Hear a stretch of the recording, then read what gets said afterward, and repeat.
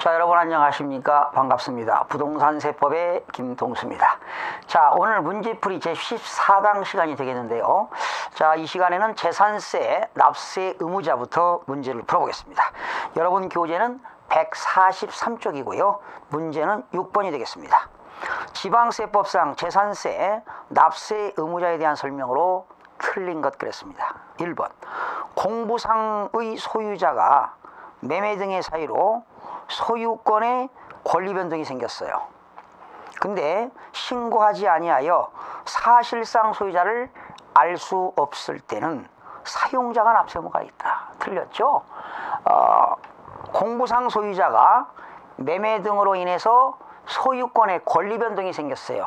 민법에서 말하는 권리 변동은 발생, 변경, 소멸이죠. 이런 권리 변동이 생겨가지고 사실상 소유자를 알 수 없다면, 원칙은 사실상 소유자가 되겠는데요. 사실상 소유자를 알 수 없다면 공부상 소유자가 납세 의무자가 되기 때문에 1번 지문이 틀렸습니다. 사용자는 이런 경우죠.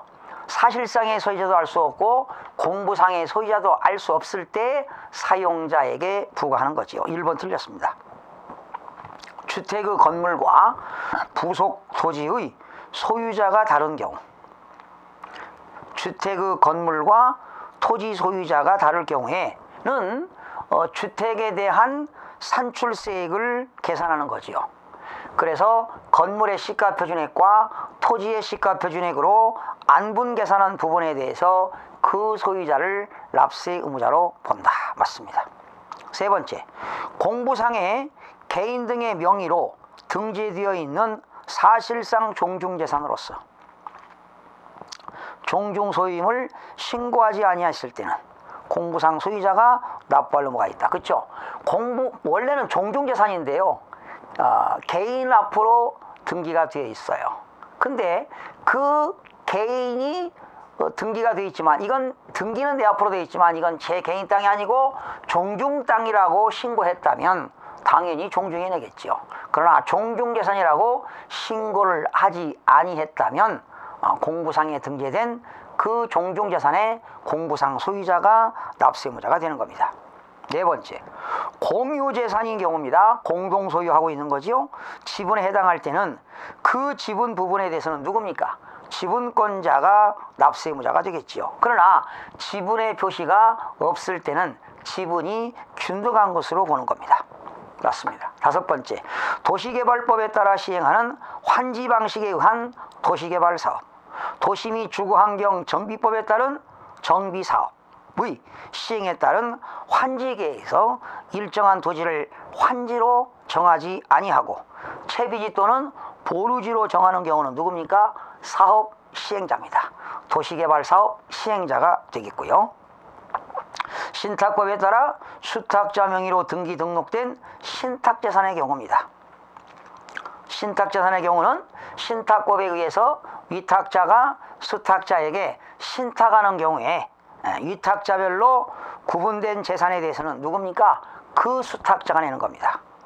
이 경우 위탁자별로 구분된 재산에 대한 납세 의무자는 각각의 납세 의무자가 되는 겁니다. 그러니까 신탁법에 의해서 위탁자가 수탁자에게 신탁했을 때 납세 의무자는 위탁자별 재산으로 계산해서 납세 의무자는 누가 된다? 수탁자가 된다는 겁니다. 7번, 재산세 과세 기준 현재 소유권 기속이 분명하지 않다. 소유권 기속이 분명하지 않다는 것은 불분명이죠. 이 말은 사실상의 소유자도 알 수 없고 공부상의 소유자도 알 수 없다면 누굽니까? 사용자에게 납부할 의무가 있게 되는 겁니다. 그래서 지문은 7번까지 나와 있고요. 1번이 틀렸습니다. 다시 한번 7번 문제입니다. 옳은 것, 지난 24회 때 기출문제입니다. 1번, 재산세 과세 기준 현재 소유권 기속이 분명하지 아니하여 사실상 소유자를 확인할 수 없을 때는 누굽니까? 사용자입니다. 사용자. 이게 정답이 되겠네요. 2번은 왜 틀렸나 보세요. 주택의 건물과 부속토지 소유자가 다를 경우 주택에 대한 산출세액을 건축물과 부속토지의 면적의 비율로, 틀렸죠? 시가표준액 비율입니다. 시가표준액. 그러니까 토지 소유자와 건물 소유자가 다를 때는 그 주택 가격으로 산출세액을 계산한 다음에 토지의 시가표준액과 건물의 시가표준액으로 안분 계산한다는 거죠. 면적이 아니라. 시가표준액으로 안분 계산한다. 거기 면적 비율이 아니죠. 시가표준액으로 안분 계산해서 그 소유자를 납세의무자로 보게 되는 겁니다. 국가와 재산세 과세 대상 재산을 연부로 매매 계약을 체결하고 그 재산의 사용권을 무상으로 부여받은 경우 매도 계약자가 납부할 의무가 있다. 틀렸죠? 매수 계약자죠. 원래는 국가 등이 갖고 있어요. 국가 등이 가지고 있는 재산을 내가 사겠다고 매매계약을 체결하는데 연부로 매매계약을 체결하는 거지요. 연부로 매매계약을 체결했더니 국가로부터 무상사용 권리를 부여받았다면 매수계약자가 납세 의무자가 되게 되는 겁니다. 3번 틀렸고요. 공부상의 개인 등의 명의로 등재되어 있는 사실상의 종중재산으로서 종중소임을 신고하지 않았다. 종중이 세금 냅니까? 신고를 해야 종중이 되는 거지. 종중재산이라고 신고하지 않았다면 그 공부상에 개인 명의로 등재된 공부상의 종중재산에 공부상 소유자가 내야 되겠습니다. 5번 공유재산인 경우 그 지분에 해당하는 지분 부분에 대하여 지분권자를 납세의무자로 보되 거기까지 맞죠? 지분 표시가 없을 때는 공유자 중 연장자를 납세의무자로 본다. 지분 표시가 없을 때는 지분이 균등한 것으로 본다고 그랬죠? 연장자가 아닙니다. 지분이 균등한 것으로 보아서 그 지분권자들이 세금을 내게 되는 겁니다. 5번도 틀렸습니다. 다시 8번 하나 더 할까요? 25회 때가 되겠네요. 지난 25회 때 납세의무자에 대한 설명이 다 틀린 것. 상속이 개시된 재산으로서 상속 등기가 이행되지 아니하고 사실상의 소유자를 신고하지 않았다. 이때는 민법 규정에 의해서 상속 지분이 가장 높은 상속자가 되겠고 상속 지분이 가장 높은 사람이 두 사람 이상일 때는 그중 누굽니까? 연장자가 되겠죠. 여러분 민법상 상속 지분이 가장 높은 자는 누굽니까? 배우자가 되겠습니다. 배우자는 1.5를 갖게 되는 거지요. 두 번째, 신탁법에 따라 수탁자 명의로 등기 등록된 신탁재산의 경우로서 위탁자별로 구분된 경우 그 위탁자가 내는 게 아니라 수탁자가 납세의무자가 되는 겁니다. 2번 틀렸고요.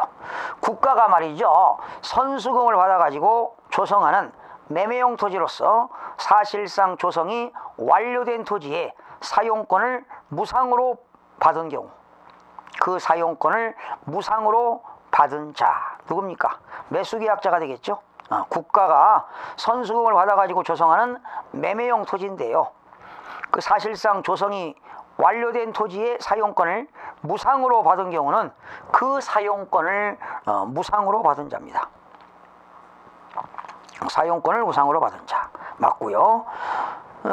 네 번째, 도시개발법에 따라 시행하는 환지 방식에 따라 도시개발 사업 및 도시 및 주거환경 정비법에 따른 주택 재개발 사업의 시행에 따른 환지 계획에서 일정한 토지를 환지로 정하지 아니하고 채비지로 정하는 경우는 누굴까요? 사업 시행자가 되겠습니다. 5번 공부상의 소유자가 매매 등의 사유로 소유권이 변동되었는데도 신고하지 아니하여 사실상 소유자를 알 수 없을 때는 누굴까요? 공부상 소유자가 되겠습니다. 자, 19번입니다. 납세의무자에 관한 설명이 다 틀린 것 지난 21회 때 나와 있네요. 자, 틀린 거 뭐 1번, 2번, 3번, 4번 다 맞고요. 5번 볼까요? 5번이 왜 틀렸나 봐요. 재산세 과세 대상 재산을 여러 사람이 공유하는 경우 관할 지방자치단체가 지정하는 공유자 중 1인을 납세의무자로 본다. 이런 거 없죠? 공유재산에 대해서는 공유자가 지분 표시가 있다면 지분권자고 지분 표시가 없다면 지분이 균등한 것으로 보아서 그 지분권자들이 납세 의무가 지는 거니까 5번 지문이 틀렸습니다. 자, 넘겨서 10번 문제로 넘어갑니다.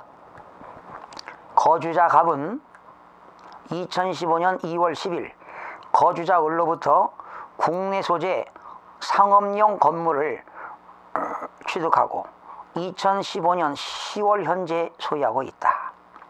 2015년도 가배재산세에 관한 설명으로 틀린 것. 단 사기나 그 밖에 부정한 행위 및 수시부가 사유는 없다 그랬습니다. 자, 틀린 거죠, 틀린 거. 여러분, 가배재산세 납세 의무자는 그죠? 6월 1일에 성립한다. 지금 갑은 을로부터 취득했습니다. 그죠? 갑은 을로부터 취득했다고요. 그러면 갑이 사실상 취득자입니다. 그리고 6월 재산세는 6월 1일 기준이죠.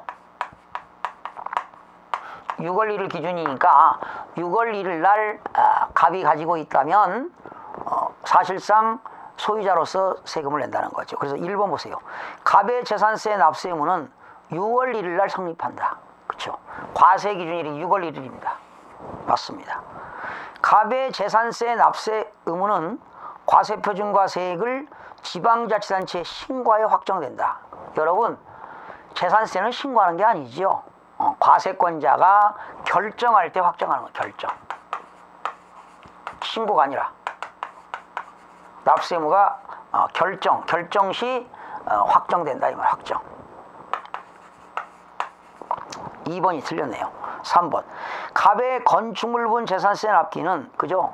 7월 과세 기준일은 6월 1일이고 건축물의 납기는 7월 16일부터 7월 30일까지가 되겠습니다. 또 갑의 재산세 납세 의무는 2020년 5월 30일까지 부과하지 아니하면 소멸한다. 여러분, 지금 2005년이니까 2006년, 7년, 8년, 9년, 10년, 그쵸? 5월 30일까지가 소멸시효 완성입니다. 쓰세요. 재산세는 지방세는요 소멸시효가 5년입니다. 소멸시효. 그러니까 소멸시효 완성이 되는 겁니다. 5년. 소멸시효가 5년이 되게 되면 지방자치단체가 세금을 부과하지 않으면 소멸된다는 거죠. 5번. 갑의 재산세 납부세액이 1천만 원을 초과하면 물납 신청이 가능합니다. 그렇죠? 1천만 원 초과 시는 물납이 가능하고 500만 원 초과 시는 어떻게 될까요? 분납이 가능합니다. 500만 원 초과 시는 분납이 가능합니다. 분납 기간은 45일이 되겠죠. 지난 23회 때 문제가 되겠습니다. 11번. 다음과 같이 부동산 매매가 이루어진 경우 2015년도 지방세법상 재산세와 종합부동산세법상 종합부동산세 납세 의무자는 자, 거래 당사자입니다. 매도자는 주택건설법인입니다. 매수자는 개인 갑입니다. 그러니까 개인이 법인으로부터 부동산을 취득했네요.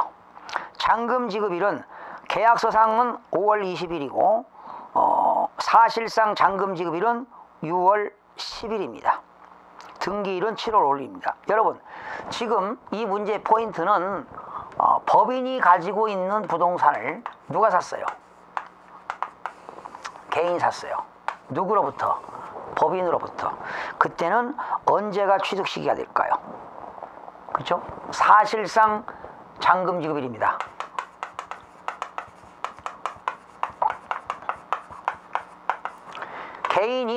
개인하고 샀으면 계약서상 잔금 지급일인데 개인이 법인으로부터 취득하는 경우는 사실상 잔금 지급일이 6월 10일이죠.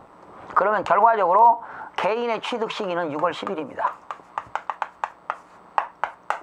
그러면 재산세와 종합부동산세는 과세 기준일이 6월 1일이기 때문에 6월 1일 날 사실상 소유자는 누구냐? 법인입니다.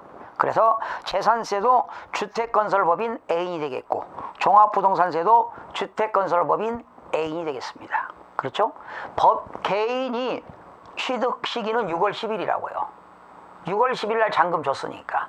그러면 6월 1일 날은 개인 게 아니죠. 6월 1일 날은 법인이 소유하고 있기 때문에 사실상 소유자는 법인이기 때문에 6월 1일 기준이기 때문에 재산세와 종합부동산세 과세 기준일은 6월 1일 기준이기 때문에 법인이 세금 내기 때문에 정답은 4번이 되겠습니다. 자, 이렇게 해서 납세 의무자와 과세 기준 응용 문제를 살펴봤고요. 자, 12번으로 넘어갑니다. 지방세법상 건축물, 공장용 건축물은 제외되고요. 시가표준액이 해당 부속토지 시가표준액의 100분의 2에 미달하는 건축물 부속토지입니다. 100분의 2에 미달하는 건축물 부속토지에 대한 토지분 재산세 과세표준 구분으로 가장 옳은 것. 여러분, 건축물 시가표준액이 토지 시가표준액의 100분의 2에 미달하는데 그 바닥 면적은 어디에 들어갑니까? 별도입니다. 바닥 면적은. 바닥 면적을 제외한 토지가 종합합산이기 때문에 정답은 별도합산과 종합합산 두 가지가 다 해당이 되겠습니다. 자, 지난 13번 문제는 지난 25회 때 문제입니다. 지방세법상 토지에 대한 재산세를 부과함에 있어서 과세 대상의 구분, 종합합산 대상, 별도합산 대상, 분리과세 대상이 같은 것으로 묶인 것 그랬습니다. 기억입니다. 1990년 5월 30일 이전부터 종중이 소유하고 있는 임야. 어디에 들어갈까요? 기억은 분리에 들어갑니다. 그죠? 종중이 소유하고 있는 임야, 분리입니다. 분리. 그리고 니은입니다. 체육시설의 설치 및 이용에 관한 법률 시행령에 따라 회원제 골프장이 아닌 골프장용 중, 여러분, 회원제 골프장용은 사치성 토지로서 분리과세가 되는데 그때 보세요. 원형이 보존되는 임야. 여러분, 골프장에 보면은 그 임야가 이렇게 숲이 져서인 그런 그 임야들이 있는데 원형이 보존되는 그 임야는 어디에 들어가느냐? 이거는 별도합산에 들어갑니다. 조금 아이러니한데요. 이거 별표시 하세요. 참 어렵습니다. 책에 없는데, 책에는 없지만 참고서에는 있습니다. 있는데, 처음으로 출제가 됐습니다. 체육시설의 설치 및 이용에 관한 법률 규정에 의해서 회원제 골프장용 토지는 사치성 토지로서 분리과세 대상 토지가 됩니다. 그러나 골프장 옆에 보게 되면 원형이 보존되는 그 임야, 그대로 보존되는 임야가 있습니다. 골프장 옆에. 이런 것들은 어디에 들어간다?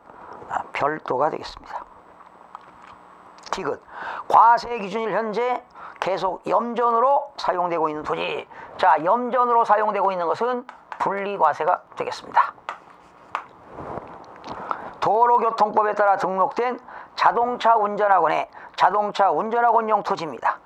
도로교통법 자동차 운전학원용 토지는 이건 별도합산에 들어갑니다. 별도합산.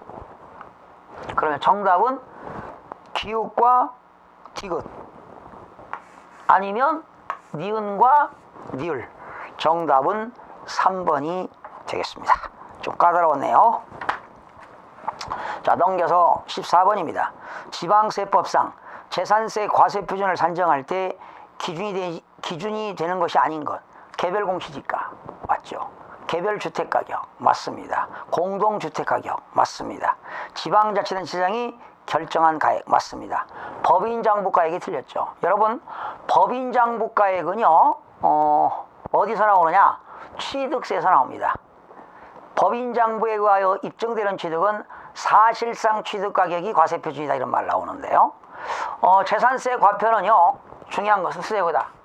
거기 해설에도 써 있을 겁니다. 재산세 과표는 개인 법인 구별 없이, 거기 법인장부가액은 적용하지 않는다 그랬죠. 쓰세요. 개인 법인 구별 없이.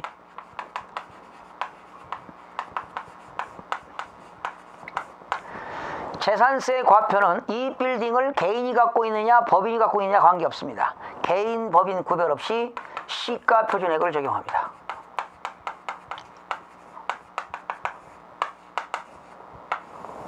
시가표준액. 그래서 여러분, 토지와 건축물은 시가 표준액 곱하기 공정시장가액 비율이 70%입니다. 그리고 70%고요. 주택은 시가 표준액 곱하기 공정시장가액 비율이 60%가 되겠습니다. 정답은 5번이 되겠고요. 자, 15번 문제입니다. 지난 23회 때 나왔는데요. 재산세 과표에 관한 설명으로 옳은 것. 단독주택의 재산세 과표는 토지 건물을 일체로 한 개별 주택 가격으로 한다. 여러분, 토지와 건축물은 어떻게 될까요? 토지와 건축물은 시가 표준액 곱하기 공정시장가액 비율입니다.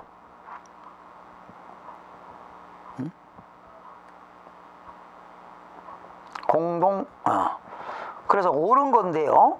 자, 2번 보실까요? 여러분, 1번은 주택이니까 1번 주택이니까 주택의 역시 과표는 시가 표준액 곱하기 공정시장가액 비율 60%입니다. 그리고 선박과 항공기는 그냥 시가 표준액이 되는 거지요. 3번 토지의 재산세 과표는 개별 공시까지다. 틀렸죠? 토지는 시가 표준액 곱하기 공정시장가액 비율입니다. 4번이 정답 같은데요. 공동주택의 재산세 과표는 그렇죠. 주택이죠. 시가 표준액에다가 100분의 60을 곱하는 산정한 가액으로 한다. 그렇죠? 공동주택은 아파트 주택이잖아요. 공동주택이니까 시가 표준액 곱하기 공정시장가액 비율 60%입니다. 토지와 건축물은 70%, 주택은 60%가 되겠습니다.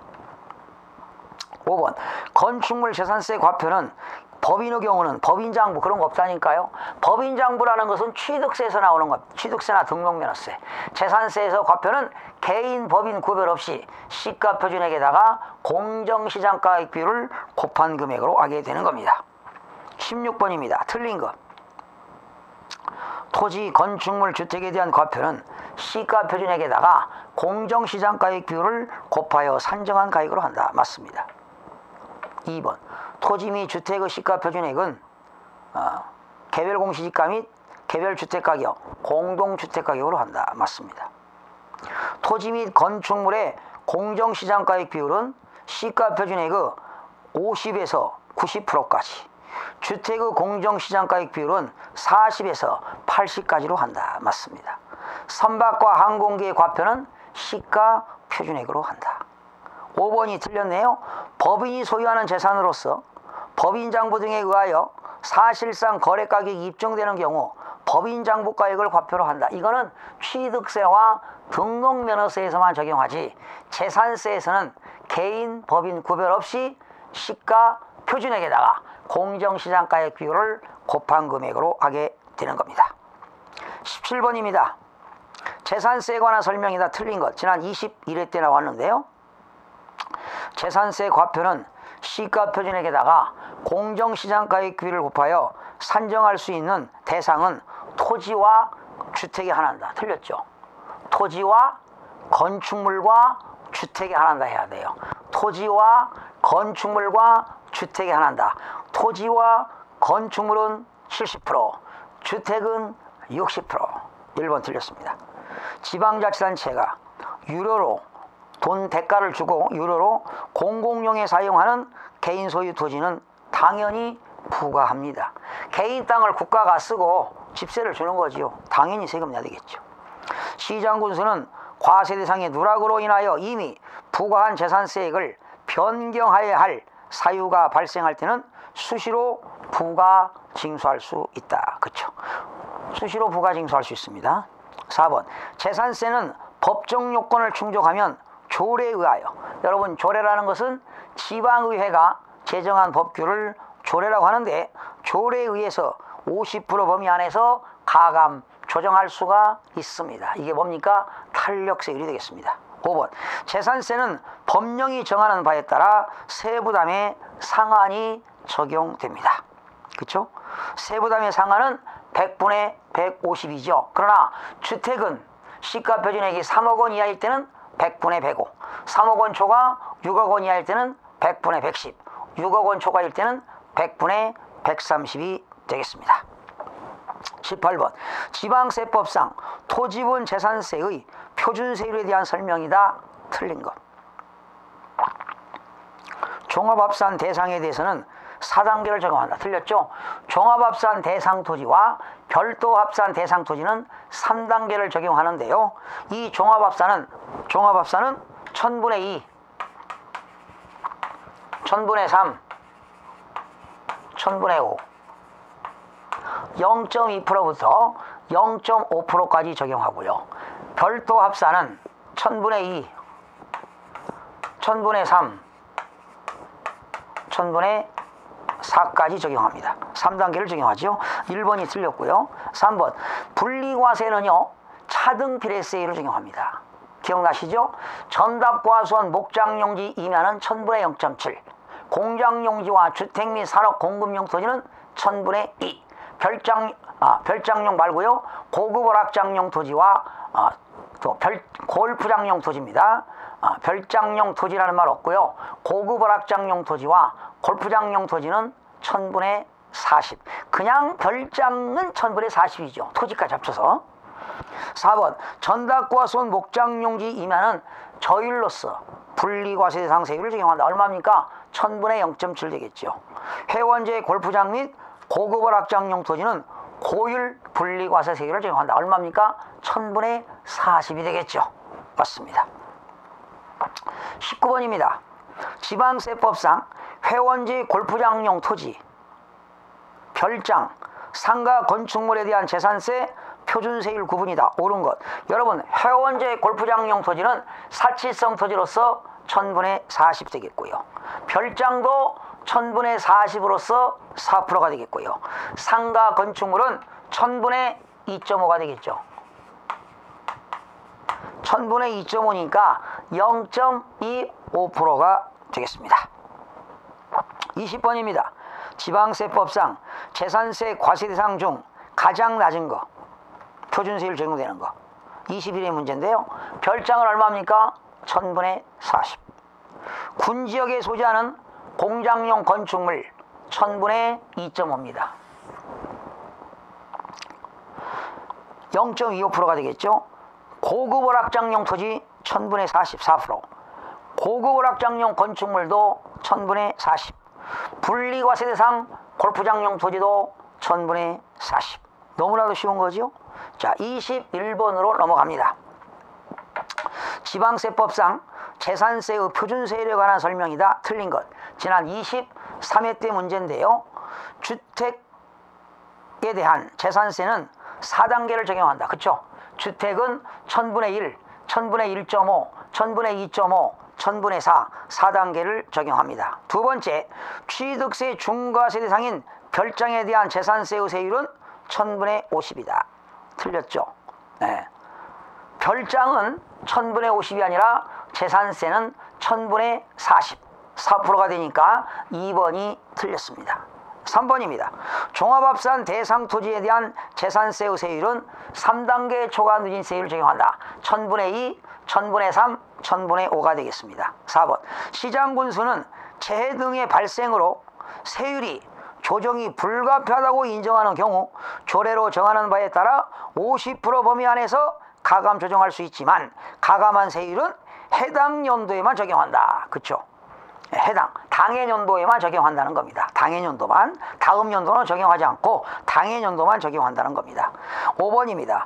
건축물에 대한 재산세 산출세액이 법령으로 정하는 방법에 따라 계산한 직전 연도의 해당 재산에 대한 재산세 상당액의 100분의 150을 초과하는 경우에는 100분의 150에 해당하는 금액을 해당 연도에 징수할 세액으로 한다. 여러분, 재산세의 세부담에 상한은 100분의 150을 초과할 수 없기 때문에 건축물 100분의 150 맞습니다. 그러나 주택에 대해서는 다르죠. 주택은 100분의 105, 100분의 110, 최고 100분의 130까지 적용하게 되는 겁니다.